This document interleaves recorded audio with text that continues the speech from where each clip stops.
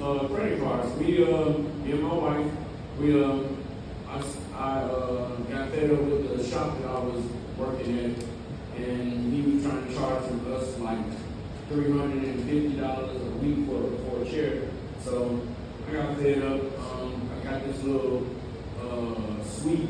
It's called Phoenix Salon Suite. So I went there. We chopped it up about my the rental and everything. And it took me like 15, 20 minutes to sit down there and sign it. What's there? Because I was jumping out, like being a true business owner myself, and really relying on my income. You know what I mean? Just not just walk-ins or just my personal clientele. How hard I had to work to keep the chair spinning. So we got the credit cards together. We had a little credit, and we bought everything that I needed for the room, the essentials and chairs and everything, how I wanted to design it out, and we ended up putting it all on credit, and pretty much still paying it off right now. But you know, it's been working for 15 years now, so you know that's where I started my business. I'm not saying that's the perfect way to do anything, but you know, it's ways to get around or get funding for your business.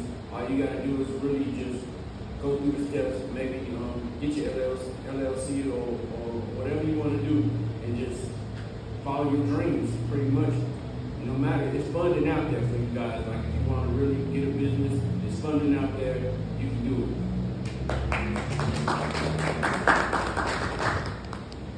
Yeah. So one other question that I have is, so as you go through business obviously there is always opportunities that may present themselves, right? That may come, and maybe opportunities to scale, maybe opportunities to seek a different path.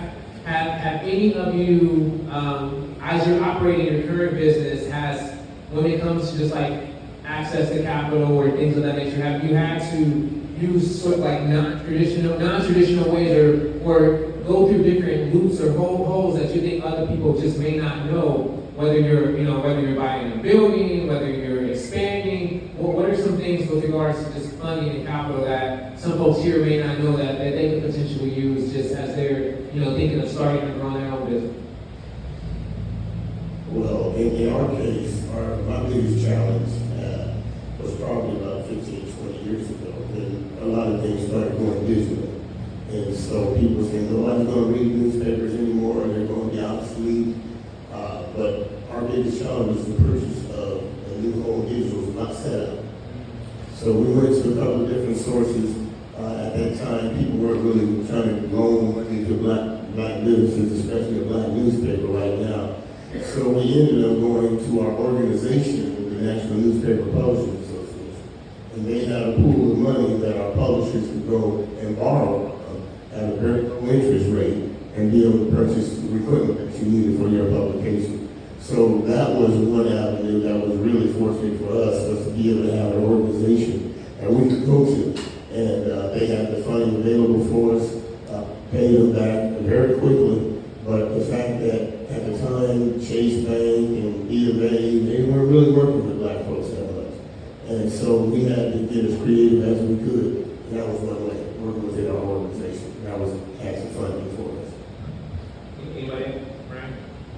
Yeah, just to chime in, I think for me, I was able to earn enough, grow my job and live below my means and make sure I have some resources, when I need it. But most importantly, what I noticed during the pandemic is that,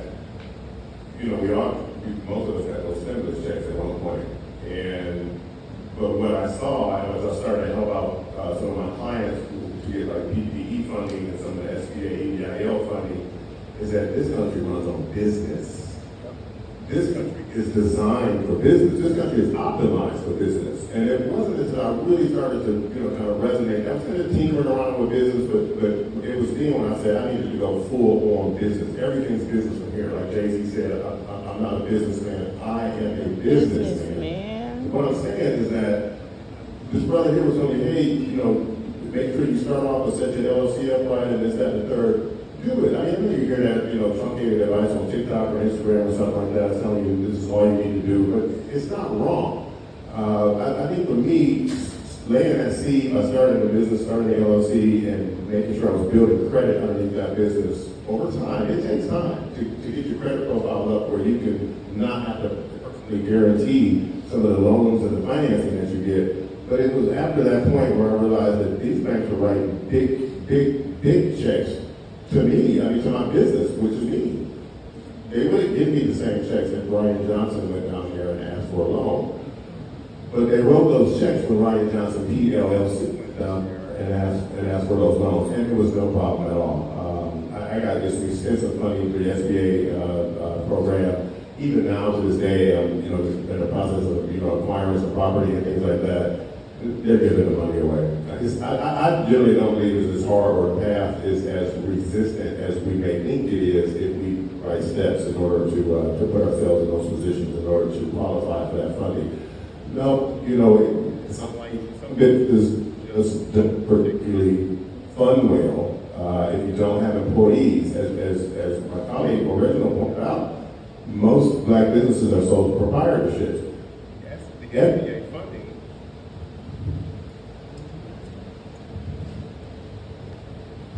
Just real quick, the SBA is designed to promote employment. So if you have a business that doesn't have any employees, chances that you get a loan to the SBA is going to be, somewhat minimal. So you have to make sure you keep that in mind when you're seeking that finance, when you're seeking some of these opportunities that you may see that are being put in place by past administration and hopefully the future administration as well.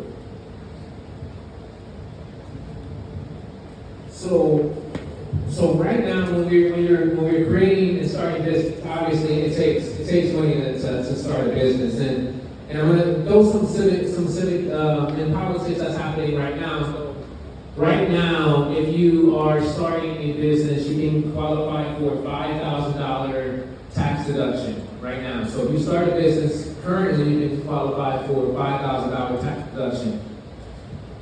On average, it takes businesses around 40,000 or so, to really start. There's a proposal right now. Vice President Harris, she's coming out and she has a proposal to give a $50,000 deduction to any new small business that is starting, which could be significant for a lot of business, right? You have $50,000 that you can write off. That's significant. When you look at small businesses, when you look at tax credits, when you look at investors, whenever we talk about investors, we talk about banks, there's alternative ways to start a business. Right now, in our country, $501 billion in disposable income is in the black community.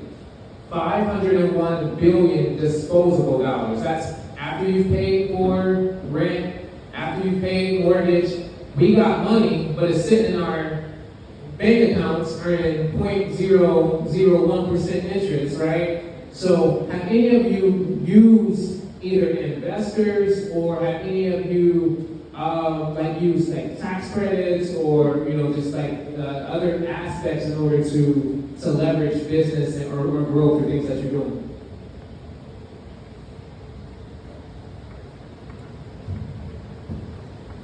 Most definitely when it comes to the tax incentive. Most of us, when you pay your taxes at the end of the year, a lot of us, some of us get refunds. Unfortunately, if you get the refund, you're probably not doing it right. If you design and structure these entities correct, it's tax advantage. And so when I started to see that, hey, I can write off or I'm having this business save me X amount of dollars on taxes, and that money can then be used to further fund my business, which this country is designed for. I keep saying this country runs on business, and that's why you need to be a business. Not everybody's an entrepreneur, not everybody wants to run a business, but having this general know-how or financial know-how will help you secure either funding or secure tax credits or secure other resources that are available. So for me personally, having a business, I was able to reduce my taxable income, I was able to reduce my tax burden, and then those resources further went on to fund my business. Once you start making a couple bucks, your tax rate is essentially 40%. giving that money away to the government. And unfortunately, if I don't have to do it, then I don't want to do it because I can use that money for other businesses' expenditures, and that is exactly what the system is designed for. Wisdom. So, there's a question in the back, I'll take it. Yeah, so, my name's Carter, I got a quick question. As far as taxes, if you start off doing your own taxes, what was the most efficient way for you to accomplish it correctly? So the question is again, if you're starting off doing your own taxes, what are the most efficient ways to kind of do it correctly? Yeah, absolutely, brother. That's a great question. I was doing TurboTax. You know what I mean? I would make sure I bought that little extra audit insurance because I might have been a little bit liberal in some of my figures, so to speak. But I think we went out. But after a while, when the stakes began to get higher, I needed to have a CPA to make sure I was doing my taxes and to further optimize my tax strategy and my tax benefits. But absolutely, that's where it starts. And when and when you're doing so, you'll start to see the questions that they're asking in these tax forms, like, hey, did you have a business? Did you have any expenses that you need to write off? Or you have a home office? Do you have all these different things that allow you to do business that should put that money back in your pocket in order for you to have other opportunities with it? So, we'll take another question in the back, and I got a couple more, yeah? If you could just say your name and just, submit the question.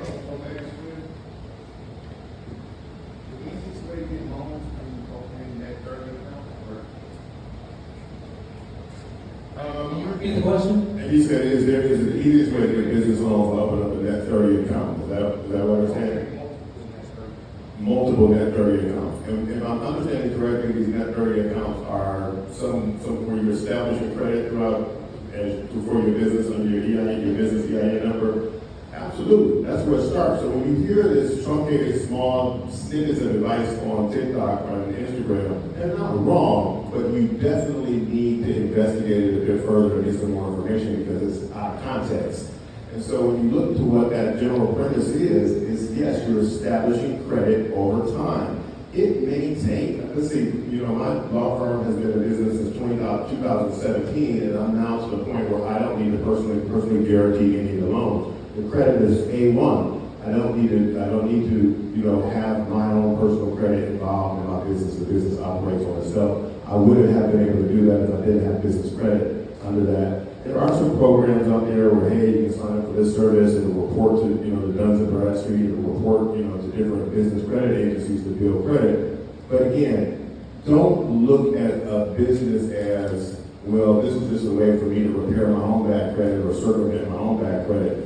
If your credit is bad personally, it's not going to help you very much to have a business with A1 credit because the same principles still apply. But it is an opportunity in the lane that is out there, and those opportunities do exist.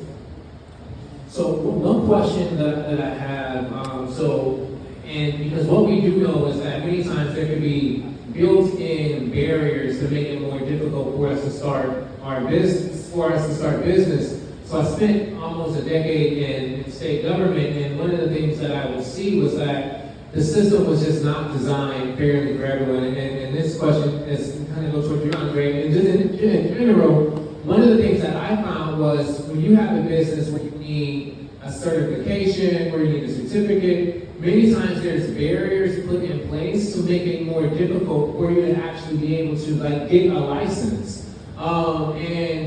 And many times we see is that we may not have what we need to get the license. So for some of us, we take a detour and say, well, since I don't got the license, I can't do the business.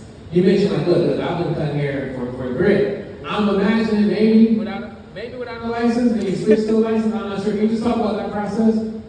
So I cut hair for a long time, since I was 14 years old without a license. It's not illegal to cut hair without a license. But when you go into a salon or a barber shop or something like that, then that's when they want you to have a license or something like that.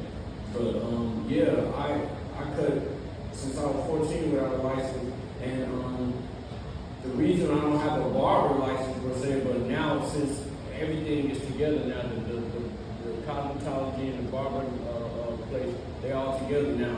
But now the reason why I went to school to cosmetology school, because the barber college at that time, they was asking $4,000, $5,000 out of my pocket, I wasn't able to go to like the different the government and get a loan or whatever, different avenues to go and get funding just to go to school, right? Because I needed funding to stay in school and to support the household while I was in school. So I used the what kind of loan was the brand? One of those. I forget the name of the loan, whatever. But I used that to go to Cotton Top School to get the license, so I could be able to go to the salons and the barber schools and stuff like that. There's different ways and to do business. Like I said, there's different avenues. More than one way to skin a cat.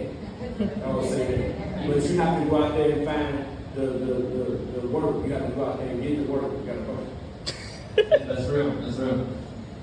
Yeah, Marcus, I was going to ask how important is like a John's number. Because I was researching that whenever I got my LLC, and I was looking at the John's, and I felt like that was like something that you needed. It's imperative for you to get like funding and loans and stuff. That is. That's also important. So like when you get your EIN number, your LLC or whatever, you want to get the done in Bradstreet hooked to your account or whatever, it enables you to mature your business so you can go and apply for your loans and your SBAs and things of that nature. So it's very important. Done in Bradstreet, that's very important.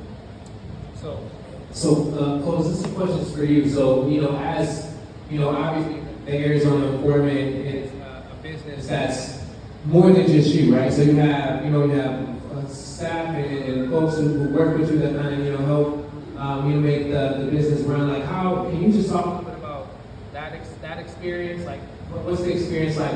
Working collaboratively, building a team. How does that like help improve and grow business? Can you talk a little bit about that? Sure.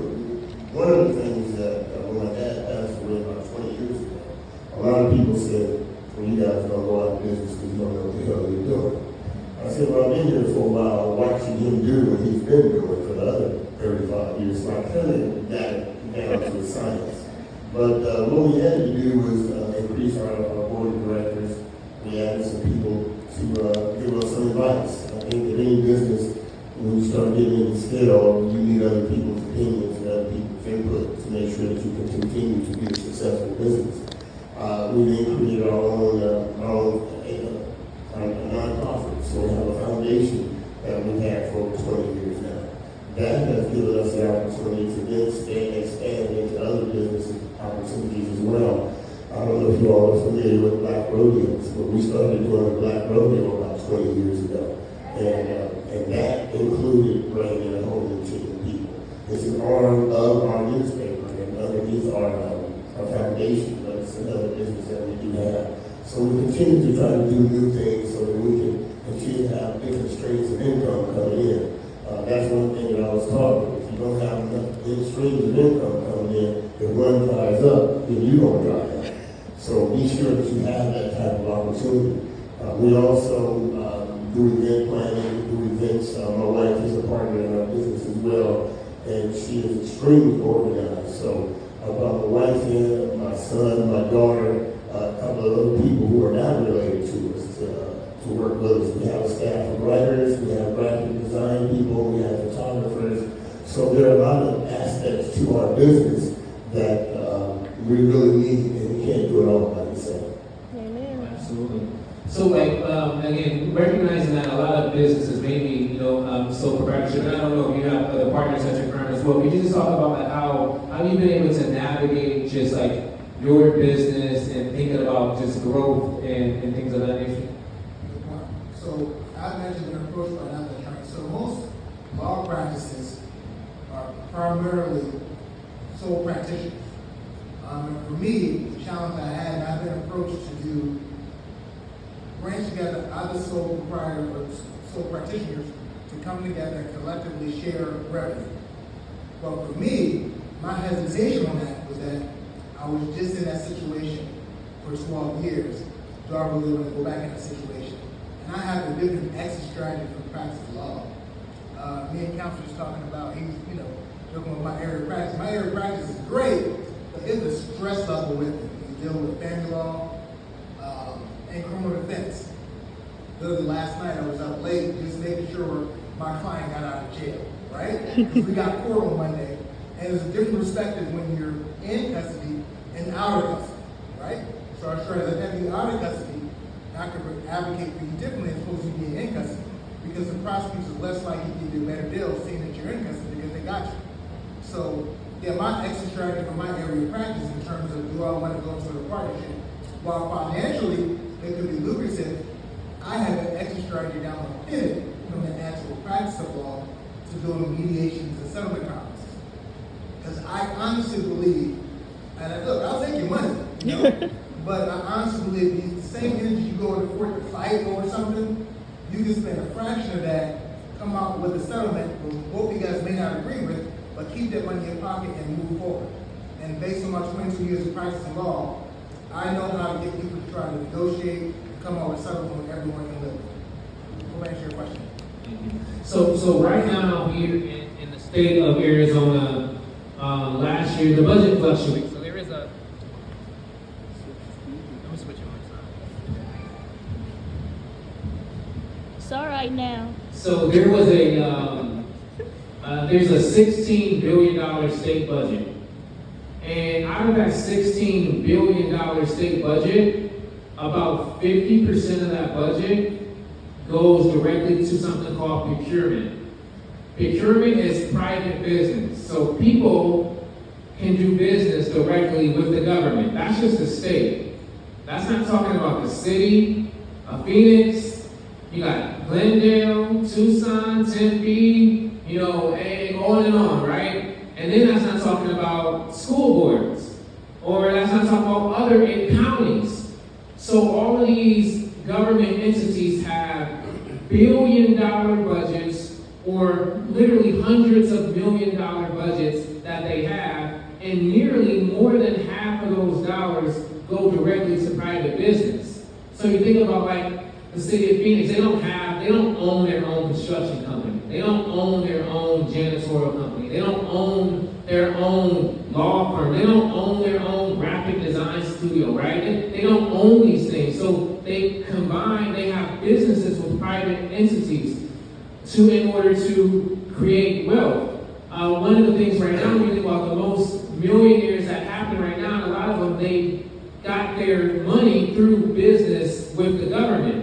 So I think, and I will talk a little bit more about just, this coalition and what this coalition will be doing to make sure that more Black businesses have the ability to do business with the government, because that is guaranteed revenue streams that you can get. And I didn't even talk about the federal government yet. So I know, Clovis, you spend a lot of time in state government as well. Have there been any conversations that maybe you've had, and also just your work on the Commission of African American Affairs, that we can talk about how we can make sure more of us Black men are doing business with the government, so we can have these $3 million, $4 million, $5 million annual contracts that we can do in order to help us and our community grow and expand. Yeah, one of the things that I do a lot with the government is that, like you said, businesses come to me because they're having some bumps in the road, trying to get through navigating what's going on and how to get their job done. Case in point, two different things going on. Right now, many of y'all are familiar with the cannabis industry that's going on in Arizona. Okay. There was supposed to have been some social equity licenses that were supposed to be designed to go to people who were supposedly don't have the income, had some type of challenge in the justice system to be able to get one of these licenses. These licenses are worth millions of dollars, and I mean millions of dollars, and it's perpetuity money. Once you get one, you don't make money for the rest of your life.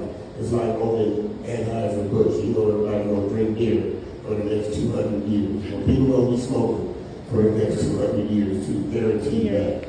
So right now I'm working with a group of people who did not get a license, or they were duped out of their license by other companies who went in and said, okay, give me 49% of your business. I'll do all the business for you, and you get to keep 51% and just get a check every week. It didn't work out that way. About 25 of these groups have and do out of their business because they didn't know that these lawyers were going to start turning it over and doing a lot of things to keep them out of business. So right now, we're working with the governor's office to help to see if we can try to rectify some of the situation, whether it is getting the licenses back, putting more licenses out on the market, or whatever we need to do to increase minority participation, whether it is in growing marijuana, creating new strands of marijuana, or whatever it is, we're working with these guys to get into the business in some form or another. So when you talk about the amount of money that's out there, and you can probably answer this question better, is after they tax the marijuana, where is the money going? And that's one of the questions. It's supposed to go back into our communities.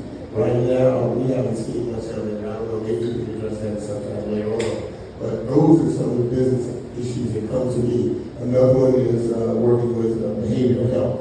A lot of African American businesses are in behavioral health right now. Come to find out that once there was some fraud detected in the industry, the first thing they did was shut down over 300 Black-owned or minority-owned businesses and accused them of fraud without any real action being done. They actually just went in and said, okay, if you look black, if you have an African name, we're going to put you on suspension. And these suspensions amounted to people losing and were bringing in incomes of over $400,000, $500,000, $600,000 a month by housing people in their programs.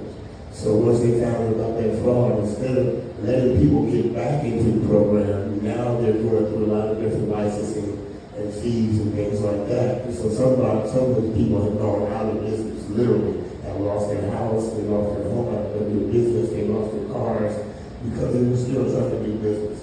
So when you talk about the licensing issues and trying to get back into it, there's a ton of money out there for procurement, but there's also some loopholes.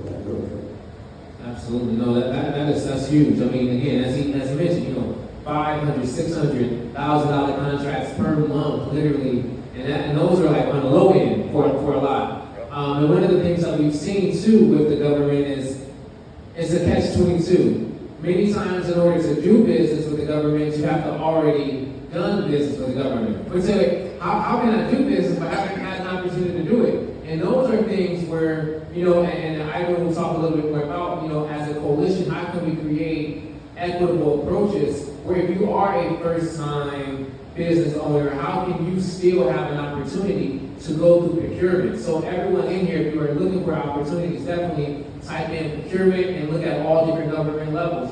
Heating and air conditioning contracts, and construction, and government, all of those. So those are opportunities that we definitely have the ability to dive deeper into. We should be playing an active role in that aspect. Let me just add that if you do have questions about doing business with the state, definitely give me a call because I can direct you in whatever location you're looking for, whatever business it is. We have the resources to get you in that place. So this question is for you, Ryan. I know you spend a lot of time as an investor as well. Can you talk a little bit about the value add that you see investors have with helping and supporting Black entrepreneurs and Black-owned businesses, and how that can be another point and access point for access to capital? Oh yeah, the money is out here. The money is out here. You just gotta have a good idea. There's so much money sitting on the sidelines that if you have a good, profitable idea, it attracts the money. The money will almost find you, but you have to come up with something that you think is viable and scalable, and something that'll generate an income.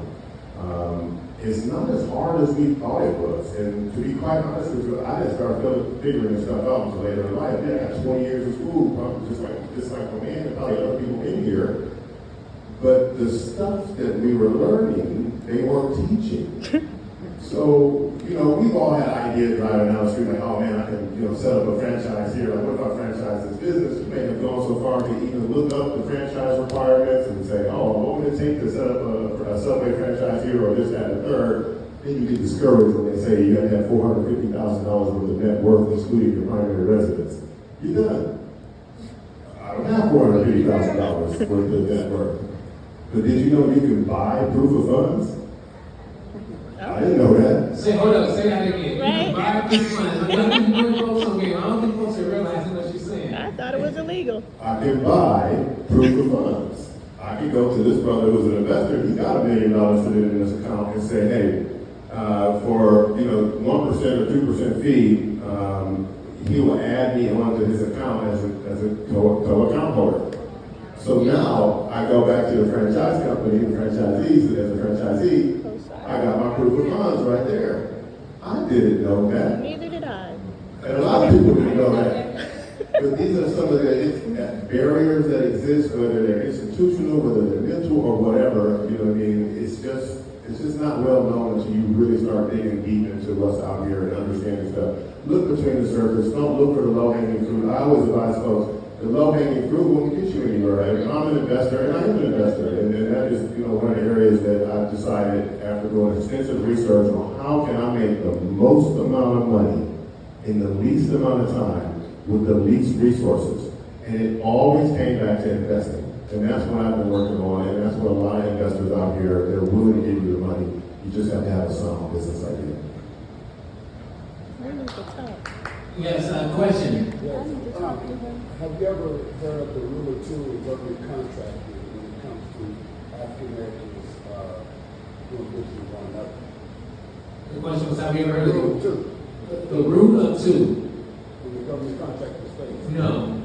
Well, if disabled veteran African American male doing business with another disabled veteran African American male. Thank you, sir. Brandon Williams. I'm sorry. Brandon Williams. I was asking about, have you ever heard of the rule of two when it comes to government contracting? And I was just introduced to it a couple of years ago, where a disabled African American male veteran doing business with another 100% disabled African American male veteran. There's no contracts denied to you, only to be removed from you by a Native Alaskan veteran, which is not very, out there. So if we take two African American male veterans and do business with one another, you almost guarantee a government contract, especially towards the end of the year. So if you know anybody in your family that's a veteran, you have them receive their status as far as disabled veteran, they can do business with one another, even if they're not actually in business with you. You can go talk with your dad, who can be a veteran, or uncle, veteran, and you have the idea. You can start looking at government contracts, go find that family member that's a veteran, put them on your business, and now you have veteran status. And so that allows you to be able to qualify for contracts towards the end of the year that won't be removed or taken from you. They will give them to you. All right, pop your stuff. See. So one of the things, and this is open for anyone here, we do know that, so when you're looking at the data, what the data is showing is that black male business owners tend to have just a 10 times higher median net worth than their peers who do not own businesses, indicating that entrepreneurship can be a significant wealth building tool. And everyone is talking about building generational wealth right now. However, we still know that black men still face racial wealth gaps compared to to white business owners. So in your opinion, how can black men in business leverage entrepreneurship as a tool for building wealth? And what can we do collectively as a community? So how can we leverage being a business owner to build wealth as a tool? I would say the easiest way to do that is each one teach one. Like, you don't know what to do until someone actually teaches you. You don't know what you don't know what to do until someone actually teaches you and guides you to where you gotta go and what papers to fill out and when to submit the papers or anything like that.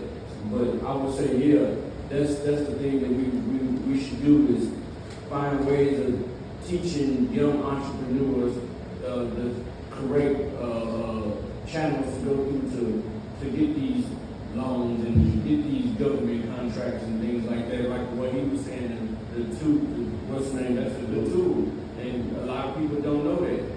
And what you was talking about, the credit where you can loan other people, you know, get other people's friends. Yeah, that's good information that a lot of black entrepreneurs and a lot of black businessmen don't know. They don't know that. So it would be a real good thing for if we could put that out and find a way to get the information to these people and actually help business people. Because I learned a lot of things right now in this setting right now. A lot of different programs and things that I could probably take advantage of that I knew nothing about. That's right. So just teaching people. And I'm curious what you all are thinking as well. Again, what are some ways that you can use entrepreneurship again to build wealth? So I realized for me, see, entrepreneurship is great, but the flip side of being an entrepreneurship in terms of working for an employer is that you simply don't have a retirement account or 401k or pension. So as you continue to grow your business, you have to self-finance your own retirement. So for me, what I did was that I got with a financial advisor, and we laid out, here's what I want to be when I retire from the practice of law.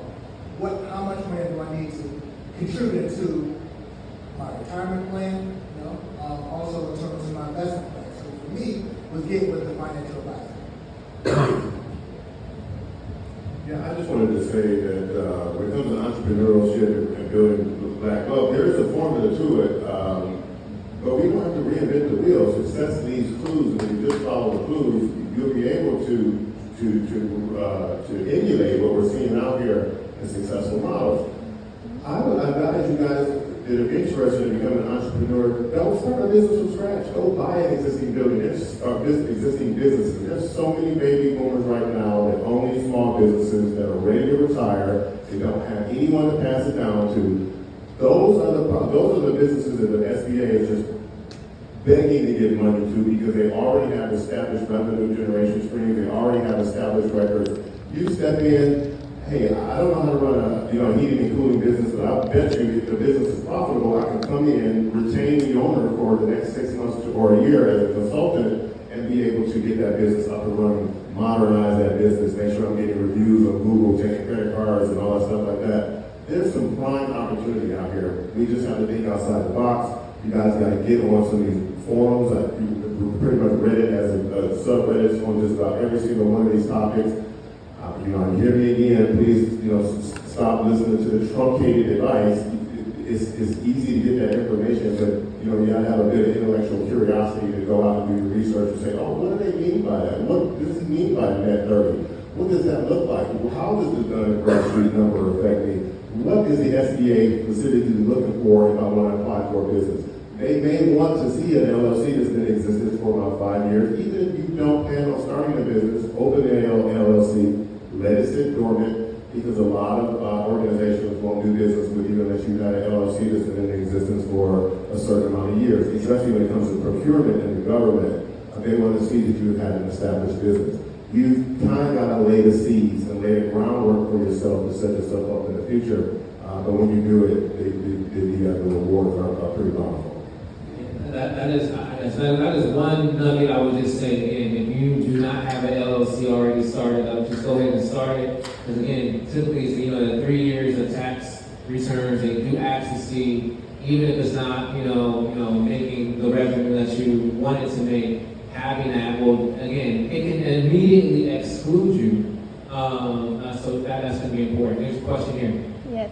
Well, I just wanted to say, okay, hold on. I got a lot going on. I can record you. Okay, I'm LoneeAppleton of LoneeAppleton.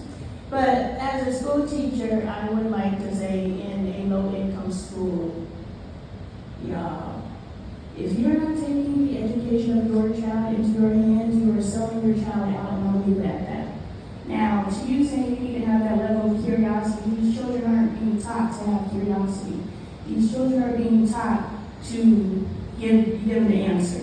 So now when you look at an individual, which is the mass population, you may not believe that you're an anomaly, but you are. When you look at the vast majority of black men, you are an anomaly. In a multitude of ways, right? You're multifaceted. So you're not, some areas you're like, other areas you're so now when we look at people who are being pushed to this public school education system, which is just give them the answers. The people who are in the lowest of the room, which to my surprise and my black excellence, I was like, are black children who can't read in the first grade. And I'm not being judgmental. I'm like, yo, and your name is King? Your name is royalty, and your parents are making sure you know how to read. So that's the population you're telling to have curiosity. They're not going to have it because the King is also being told the answers.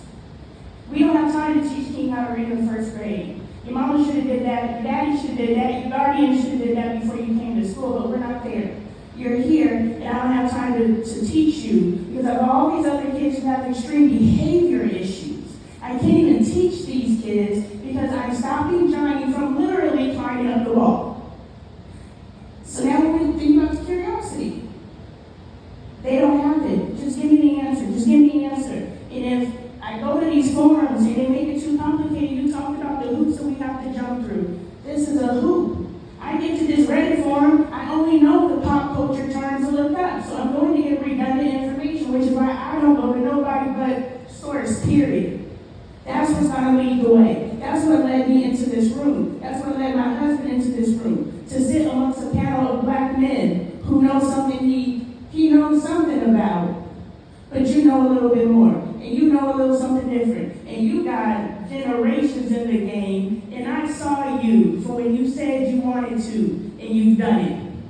You don't remember me, but I remember you. I watched you grow in front of me. Congratulations. With that said, I would love to see, God is spirit, don't want to make nobody uncomfortable, but it has been put on my heart to put this idea out here. Because to see all these different black men from all these backgrounds come together, politics did that. Now I want to see another brother win. Now y'all out here hustling backwards. Politics did that. So now when we're looking at the power of politics, how do we get black men involved? You can get all these black men from all these different walks of life who all want the same thing in a room behind politics. And now that I got y'all, this is Shim Sham. Now that I got you in this room, let's talk about somehow you funded a business off of the money you had. I need to know what your savings and money management system is, because baby, we did it on credit card.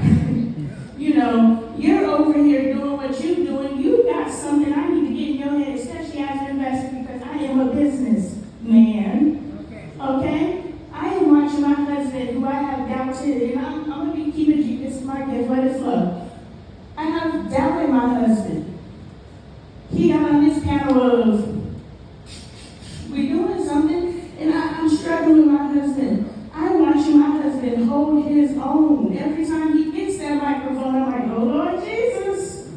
And then he pops his stuff so well, so y'all think I'm extra over here. I'm celebrating that I'm seeing my husband. Amen. This is what you gifted us. This is what you gifted us. I'm mad you told your story, you didn't tell him you also went to cosmetology school with your wife. Because that is the only reason why I went to cosmetology school. I'm a teacher. I didn't even see your name on the flyer.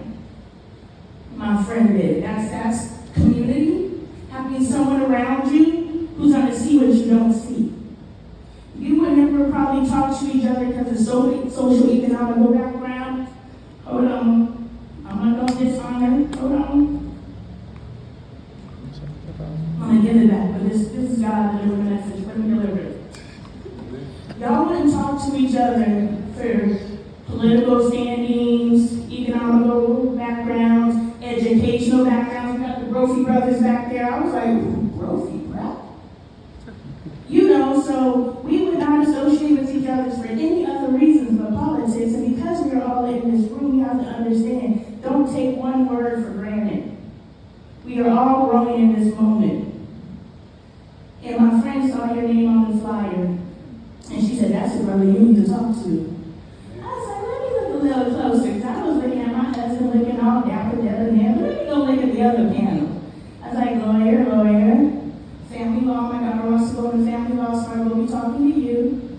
Established establishing businesses, period. I'll be talking to you, and I caught you at the door. And I said, I'm an independent author, I'm a writer, I'm a gifted orator. We need to connect. You made this happen. Politics made this happen. Black men made this happen.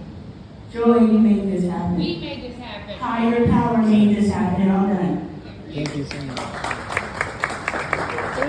I just, listen, I mean, what a beautiful, beautiful sentiment that this sister just expressed, you know, and I appreciate that. And I appreciate you appreciating us sitting up here. One thing I did want to address quickly, though, is that, you know, we've all got some challenges in our community, but unfortunately, it's up to us to fix it. And I will say, when it comes to the shortfall in intellectual intellectual curiosity, it's not just limited to our community. I taught law school. I taught college. I taught undergrad, graduate school, and I taught law school. And what I started to see as the students came in is they lacked intellectual curiosity because they're so used to just Googling everything. Yeah. And the thing about law school is that it's like algebra. It's not the right answer. It's you have to show your work on how you got to that answer. And so most folks will just say, oh, I'm just going to find the answer. And that's it. Fortunately, there's some stuff, some contextual information in there that we need to start to understand.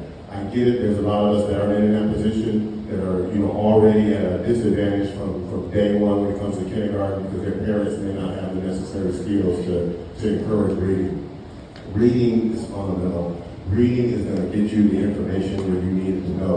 There's a saying that if you want to hide something in the book, or hide something from somebody, put it in a book. Put it in a book. Most of the answers that I've gotten, unfortunately, they came from books. Period. I just couldn't get it any other way. But having got that, I want to make sure that I am able to get that information back. I'm not a gatekeeper. I never want to gatekeep. I'm a firm believer in abundance. There's enough for us all out here. I will give you every iota of information I have for those who are interested. So, I'm going to go back over to Ivan in a second to kind of talk a little bit about, you know, the work that's happening and how collectively we can use our collective strength in order to create more opportunities for Black-owned businesses. But I do want to open it up. Is there any questions? And I know I've been taking questions as we're going. Any burning question that anyone has? Jeremy. Yeah, so I'll just talk about it. So y'all, a lot of you guys, all you guys gave some really good advice and tips. I have two questions in one. So, where do you learn this information? And like, do you learn from books, experience, like meetups like this? And what is one book or like source of information that y'all would recommend that like really helped you kickstart your business or really helped you improve your business? So the question is, again, what's you know, where do you look?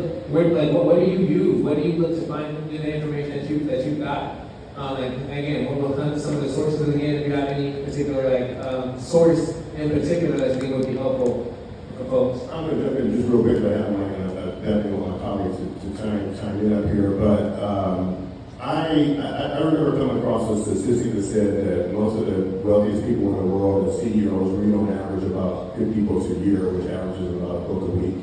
And I just started there. I just started reading books. And don't get me wrong, after coming out of law school, I didn't read for, you can read for fun, you know, you couldn't even read for personal reasons. So I embraced audiobooks and started listening to audiobooks.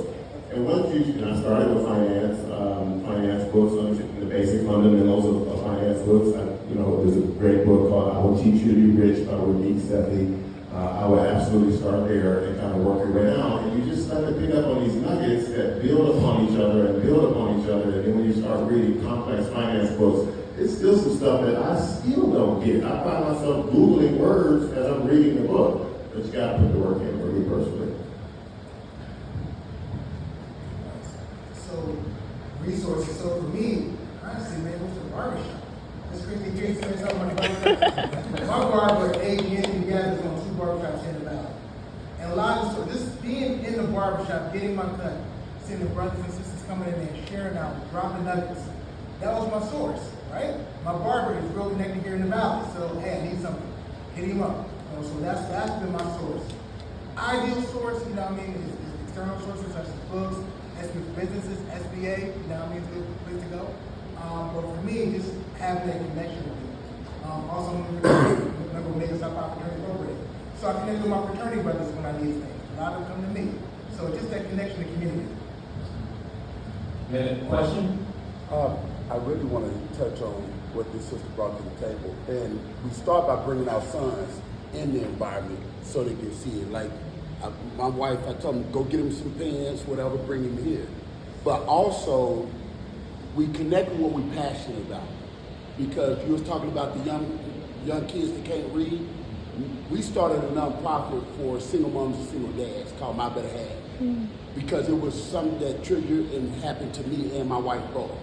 So what we did was we started attacking that there's government grant money out there for kids who can't read.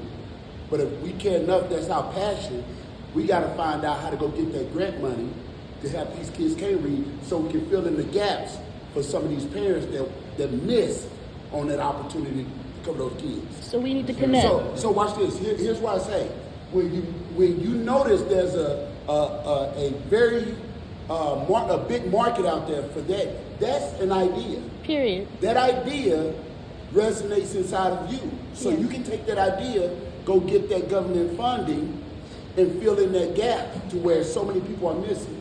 We knew, me and my wife realized there was a problem with people staying in marriages a little longer than they expected because the breadwinner, they didn't want to leave that relationship. So we founded a nonprofit that can support that. And when I think got government money to help these single moms and single dads. You know, single dads, how many of those in the single dads that know somebody who got up under child support couldn't get out from under that because they was there so long, and that took them where they can't invest in nothing, can't go out of the country, can't get a passport, can't do those things. So now watch this. So you take that and say, okay, there's government money out there to support those single dads. Then those single moms who got behind and started not working because they were being supported by this father, and then all of a sudden that father went on and met the secretary, and now they stuck out there. We founded a nonprofit to support those because they were good to us. So that's what I was saying. So Yeah. I got about 2 to 3 minutes left. I want to jump here. Again, where's some places you feel like we need some information from? So folks. I did a lot of information off the computer, like word of mouth. I also read Dave Ramsey, what was it? Total Money Makeover. The Total Money Makeover. That's what kind of like changed my perspective about business and everything too, because you know he gives a lot of good information about how to organize your thoughts and how to pursue money in an educational way, like where you don't waste your time spinning your wheels trying to do something that's not peaceful for you, that's not going to happen for you in the first place. So I kind of read that and a few other books that I was trying to read, but I'm not much of a reader, so maybe I'm probably going to do like I need to get into more business reading and stuff like that. I just turned 50 years old, so I'm trying to change my whole lifestyle. Like I'm trying to do a whole lot of different. Like when you turn 50, it's just like you be like, I gotta do something different. And none of the stuff that I did before worked in my first part of my life. So my second part of my life, I'm gonna change something up. I'm gonna do something right, and we're gonna change up the whole perspective. So that's where I'm at, kind of like. But yeah, I do admittedly need to read more about finances and things like that, and it will help me out. And that's what I was talking about. That put me in this place. Each one teach one. Like I learned a lot today from all you guys, brothers. Believe it or not, I do most of my reading getting other newspapers from around the country. So I get at least 10 newspapers a day that are mailed to me. So I read a lot about what's happening in other parts of the United States. I read about LA, Atlanta, Chicago, Detroit, DC. I get newspapers everywhere. As far as books, I read a lot of books, but the one that sticks out most is one that was written by my father. It's called I Refuse to Leave the Hood. And it's the story about him being in South Phoenix, living in South Phoenix, and never living in South Phoenix, but investing in the community that he lived in. And so I live by that now. I live in South Phoenix, been there all my life. Reggie and I served in the second House of Representatives at the same seat. So, and I remember doing his first fundraiser for you. And so it's all about getting information, but when seeing what other people are doing around the country and seeing what can happen in their lives makes it a lot easier for me to deal with what's going on here. So I really about these things. Definitely.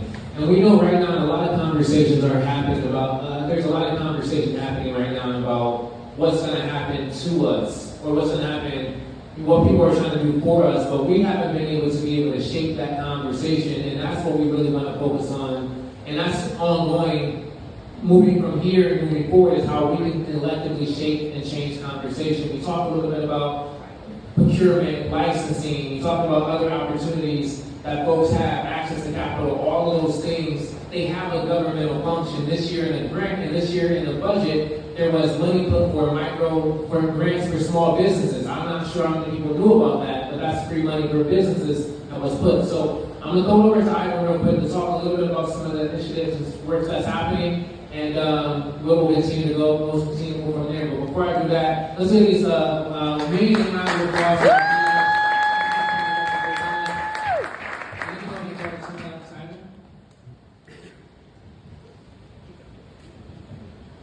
Thank you guys so much for coming, and I want you all to give Reginald a round of applause for this conversation. But before I speak, close you guys out, I'd like for all the speakers to have a chance to speak and give a closing statement, and also, tell us about what's going on in your careers and, any new upcoming projects that you guys will share with us. Briefly, I'll just say that our latest venture that we're into now, as I mentioned a little bit earlier, is the rodeo things that we're doing. We started the company about 20 years ago, and it's really blown up in the last 3.5, 4 years. Not only do we do rodeo in Arizona, next month in 2 weeks we'll be in Las Vegas doing rodeo. We also do rodeos in Nashville, Tennessee, Jacksonville, Florida, Oklahoma, Bakersfield, California. And what I found out is that it's some of the most exciting new things I'm ever doing. I've been doing newspapers for over 40 years, but doing a new business venture, getting out there, bringing my daughter, my wife, my kids into a whole new situation has been really expanded for me. We offer scholarships for students who are interested in agricultural things. So we try to do something to give even more back to the community. And by doing these rodeos, we also teach people about the fact that there are black cowboys. They were real black cowboys. We were the first cowboys. They were called cowhands before, but when they start calling us boy, then we're a cowboy now. So when you look at the history of blacks in the West and the rodeos and the Buffalo Soldiers, all that is our history. So our rodeo is actually a teaching tool for our history. It's a way to get people away from sitting in front of the computer all day and getting out in the nature and getting our kids back. My 2 grandsons are practicing to be bull riders. Believe it or not, they're 4 to 5. They ride on sheep right now. So it's an exciting time for us, and I just appreciate the fact that God has given me an opportunity to do something and be able to help people out. Everybody should know me by now. Andre. I'm a barber. I actually just recently started my own personal solo endeavor, so I have my own suite now. I was barbering with one of my close friends and business partner, Ryu, and we had our own suite together. So now I just moved into my solo suite and getting everything together, painting, putting up different lightings and everything, and it's feeling like home to me again. So I always had my own business per se, but now I'm actually on my own, solo, actually doing it. And everything, depends on me to take care of it. So that's really exciting. So if you guys got an opportunity, come on down. I'm in Awatuki, the Awatuki area. anybody want to come and get a haircut, that's where I'm at. I'm going to be doing a customer appreciation sometime next month for the new grand opening for my solo shop. So it's just great cuts. You know, I've been there for 4 or 5 years now. So that's what it is. That's my new thing that I'm doing now. That's the new One of the things that I'm passionate about is giving this information away that I've had an opportunity to be blessed to receive. And another one is intergenerational or burgeoning or creating generational wealth. What we're trying to do is basically end the practice where every single generation in the Black community has to start from scratch. And we've identified some unique ways where we can do that through private equity, private lending, and some alternative asset classes and investment opportunities out there. So my colleagues and I have started an organization called the National Association of Black Accredited Investors. It's NAVI.org for short. I encourage anyone who's interested in investing, learning how to invest, learning what opportunities are out there, to go to the website. It's NAVAI.org. Go to the website, sign up, so you can get this information. We're going to give this information away. There is, like I said, there is no gatekeeping, and what we want to do is make sure that folks understand how the top 1% ultra high net worth individuals in this country have operated and modeled and emulate those same paths in order to create our own versions of generational wealth. NAVAI.org. What is it? It's the National Association of Black Accredited Investors. We'll have more information. Yeah, I'll be passing out all the information after in a follow-up email as well. All right, folks, the last parting words are clean. If you heard about the multiple sources of resources out there, microloans and things like that, all of those are byproducts of elected officials coming to the office making decisions to something that benefits you. This goes back to what Tiger worked on here today was the need to vote. So number one, make sure you register to vote. Number two, make sure you actually vote. Number three, make sure you tell your friends to actually register to vote and actually vote. Your vote is your voice matters. And by you exercising your right to vote, opportunities open up to you. And now there's power. Coming to events like this, right? Now, I'm pretty sure that you guys came in here and maybe you had no idea about these opportunities and endeavors that's available to you. So take advantage of us, connect with all of us, get our contact information. We're here. Normally, people sit down with me, you have to pay it's about $20 an hour, $200 to sit down with me. I bill $350 an hour. You got me here today for free. Thank so you. Thank you. You got $2,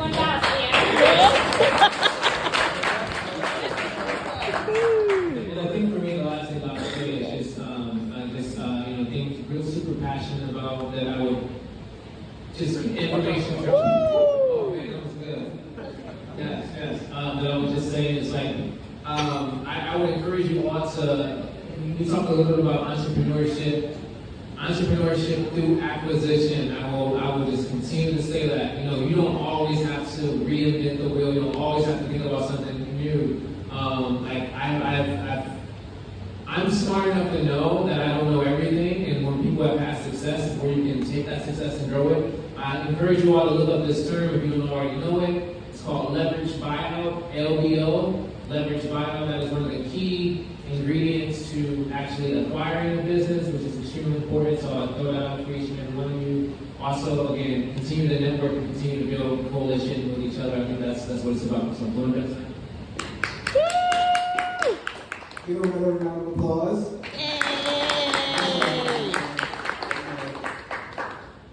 So thank you guys all for coming. We really appreciate you guys being part of this important discussion. But I do have an ask for all of you. Please close your phones, and you'll be getting a QR code with some links that I will be explaining shortly.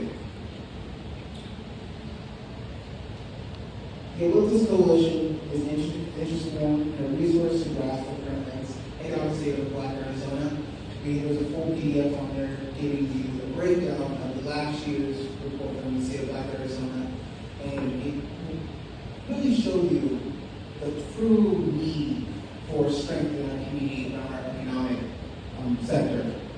We really need to ensure that we are empowering each other, and so we are uplifting each other for new heights, and we're getting out of economic disparity, and we're getting into a place where we can create generational wealth. Also on that link tree is an opportunity for you to join the LoneeAppleton Coalition. This is not the end of what we're doing, this is just the beginning of these conversations. And what we want to do is so much bigger than what's in this room, so we really need every single one of you to sign up and to be part of this coalition. And I will be following up with all of you and getting about the information that we have presented, but I also want to give you an opportunity to connect with me, and I want you to share your story with me, to really dive deeper into your journey in entrepreneurship or your fascination with entrepreneurship and professionalism in general. In business, it's not just about ownership, but also being a part of it, part of the team, being an avid worker. So we really want to ensure we get all of your stories heard. And then also we have my email, there's other information on everything, contact everything. But I do want to acknowledge the room, the space that we're in. So I do want to pass it on to Henry. You tell me a little bit about the background of Archwood at East I appreciate you. And thank you guys for choosing our venue.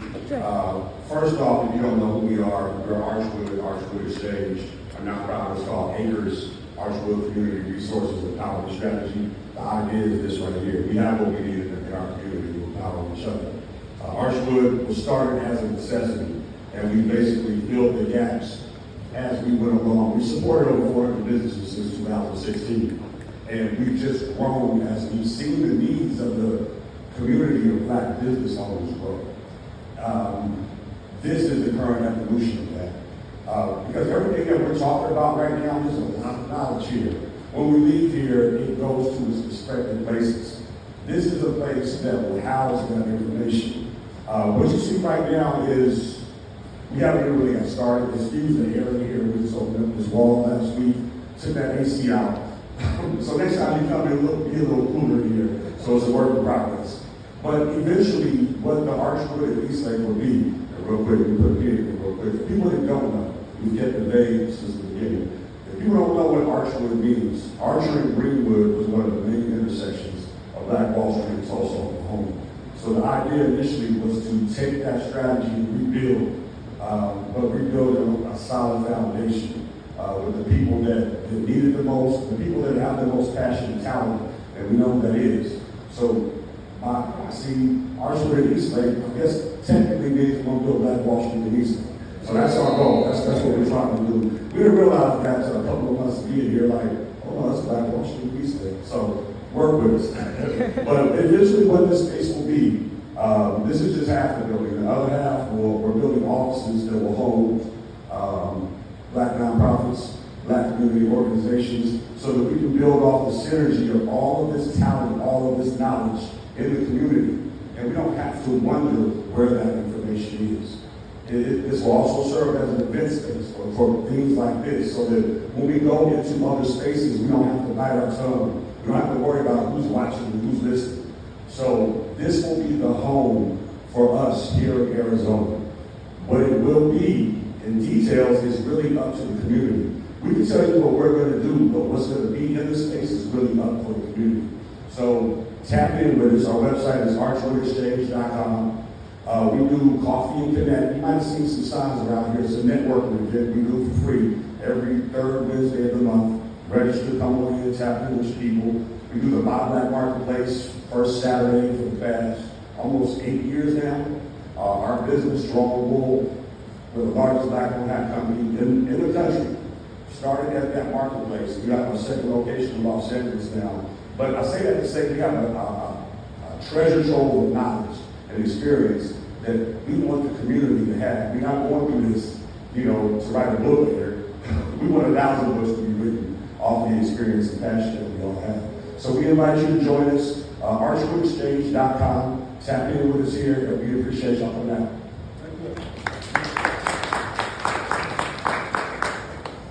Our voice, our vote.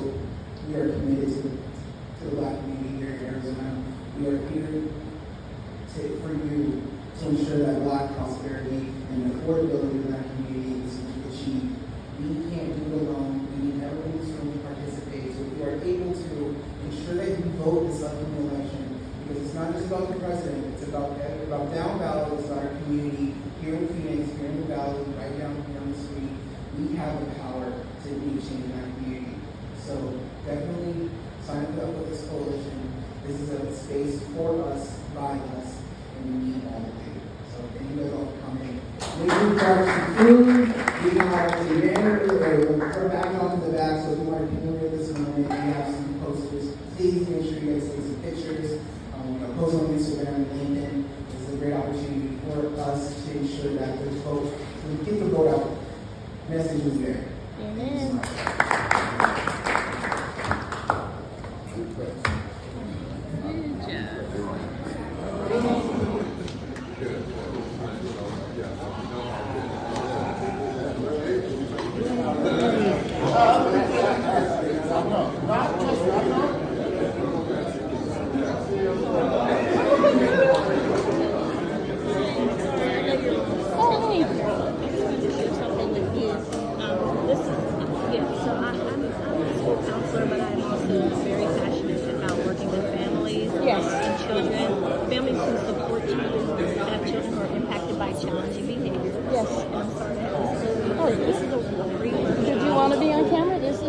This your business, sis? I just wanted to share this because I feel like in the future you might be able to share. I'm sure. Can I give you my business card? Please. Okay. I'm happy to share this with you. Thank you. Because I'm trying to figure out how to do everything at once. I'm like, how do I put something in my phone and record with my phone at the same time? All right, hold on. But I'll be happy to share this information. I feel like you might have some families who might be interested. You know? Yes, there you go, sis. Thank you. Yes. Thank you so much. Awesome. Thank you so much. And then just message on let's just connect. Yeah. I'm sure that we could build our networks. Yes, absolutely. Thank you. Excellent work there, sir. I don't know what we're doing. How you doing, I'm excellent. How are you? Awesome. Can I get Yes. you a hug? I felt like you wanted one. Absolutely. My Yes. name is Jacqueline. Yes, sir. Let me move this out your way, sis. You deserve a whole seat, not half the seat. So, I really enjoyed what you had to say, Sugar. Absolutely. So, are you from Arizona? I've been here since I was 15, so. Might as well A say. native would be upset if I said that I was, but are you a native? No. Well, then I am. Okay. So, I relocated here from Milwaukee. Yes. Because my oldest son and my two nephews were murdered. Oh, okay. And so when you started talking about some of the challenges that our children are facing, it kind of resonated with me. And I said to myself, I need to go and meet this lady so that we can stay in contact with one another. So I am a financial empowerment consultant. Yes, and so I teach people about money. Yes, sure. And Take that's that my card. yes. So that's my job, is to teach them about credit, teach you about investing, multiplying your money by trading, real estate, those kinds of things. And so that's one of my goals, is to help families start and grow their businesses, specifically the families that's been affected by either incarceration or the loss of a loved one. So I figured I wanted to introduce myself to you so that we can stay in contact, because I know our younger children need to be taught some of these skill sets so that they're prepared for the future. Yes, well, see, I think the misconception within our community and within the world, like you said, it's not socio-economical. My background just happens to be in the impoverished community. I taught at the where my daughter was the only black kid. I was trying to find the perfect way to say it. The perfect way to say Yeah. it. Girl, don't worry, my birth certificate say black. Okay, well, no, But you got to be politically correct. Exactly. Absolutely. It's on video, so But my daughter, she not about her, about me. they teach these kids to pass a test. They teach these kids to answer a question. They don't teach these children to think. Absolutely. And that's any social economical space. Yeah. And so now when we look at our adults, we look at the conditions of our families, we look at everything, we look at the struggle of the people to be in a room with so many black people who are doing something with their lives. Absolutely. I've never been in a room knowingly. I'm sure I have, but we don't talk. Right, absolutely. But I've never knowingly been in a room with so many black people who are handling their business. And I'm like, so it is possible. But I don't know how. Right. And I'll never know how until we start talking. Need a mentor. Absolutely. I got one of those. As a matter of fact, I got two. So what I'm saying, when you came and sat down, well, first of all, when I grabbed the microphone, first of all, when I decided to say something, God was setting it up. Absolutely. So, and the funny thing is, girl, I didn't know nothing about this meeting until y'all was an hour into it, and somebody sent me the thing and was like, girl, you need to go over there and check this out. Mm-hmm. So I came in, and right it was all time. right on time. Right. Look at God. See what I'm saying? All right, so please So email I'm me. going to text you so Text that you have me. my information, and we're going to stay in contact. Thank you, sugar. Thank you. Yeah, do so, because Because I'm new to the city, so look, I'm looking to network with as many people as possible. And I'm LoneeAppleton. I am a healthy family advocate. I came into this advocacy because I completely tore down and am in the midst of restructuring my family, which is why me and my husband are at odds, because he's like, look, we've been a family, why are we changing this up? Because I'm just like, what we've been doing has been detrimental to our community, detrimental to our family, and we can't do this no more. And so he's fighting, but today I think God opened up something for him. Something happened. That I've been